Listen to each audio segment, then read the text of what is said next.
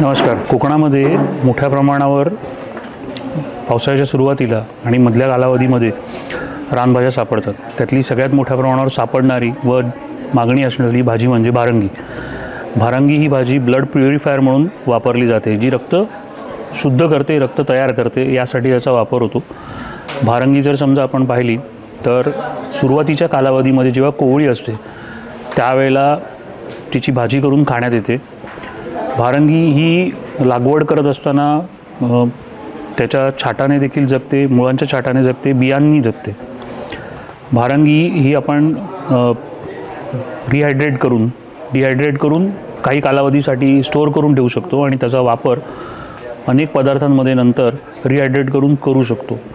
भारंगीमध्ये अनेक औषधी गुणधर्म आढळतात, जसे की आपण पाहू शकता इथे की मूळ ज्वर म्हणजे ताप जर असेल तर त्याच्यासाठी ती किंवा कफ असलेल्या रोगामध्ये ती गुणकारी ठरते. त्याचप्रमाणे सर्दी, खोकला, ताप, छाती भरणे याच्यासाठी देखील तिचा वापर हा आदिवासी पाड्यांमधून मोठ्या प्रमाणावर केला जातो. आपल्याला हा व्हिडिओ आवडल्यास लाईक करा, शेअर करा, बेल आयकॉनवर बटन दाबून हे चॅनल सबस्क्राईब करा. धन्यवाद.